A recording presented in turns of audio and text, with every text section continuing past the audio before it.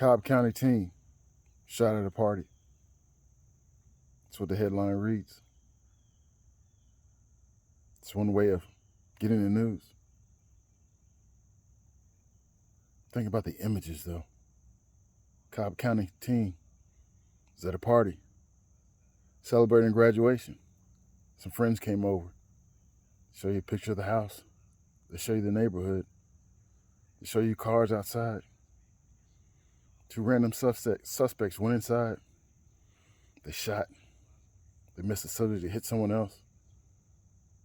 You get all the details about how they fled on foot, got away. Then they interview people that were at the party and they tell their stories. You get all the details. And what happens is you start to attach to it. You start to feel bad, sad. You think about, what if you went to a party? Because you've seen parties like this before. You start to worry and have fear about you going to parties. Then you start to feel sad. You start to feel angry.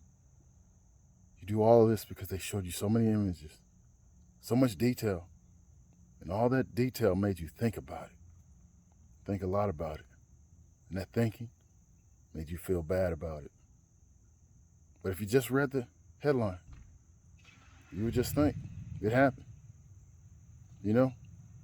Not a lot of detail, not a lot of thinking. Skip to the next headline.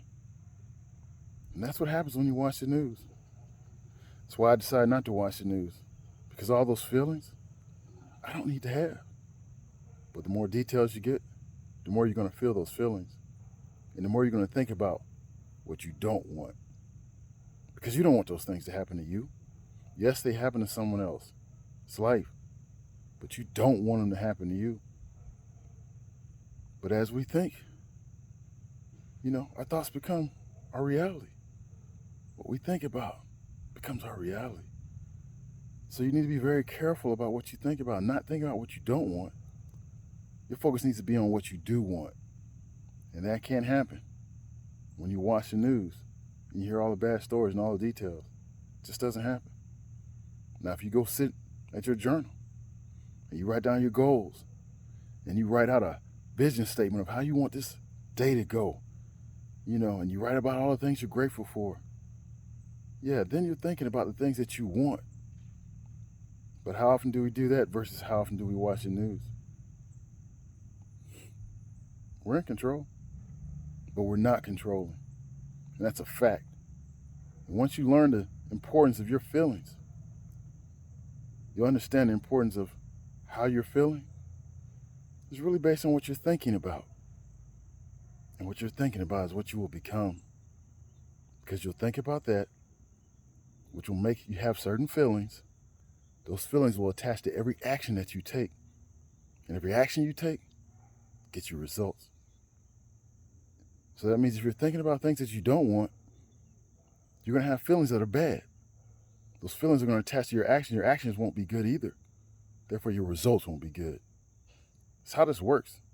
There's no secret about it. It's the truth. But we don't look at it. We don't pay attention to it. We're so caught up in needing to know. What do you need to know? Bad things are going to happen. Now you know. What you need to think about is what you're focused on. And what you're focused on should be what you want. And think about that. And when you think about what you want, you think about good things. You think about joy.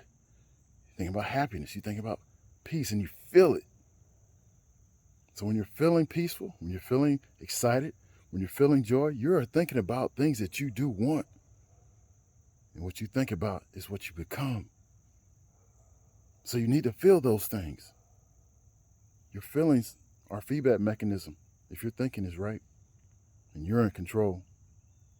Shrew's Reminders. Have a great day.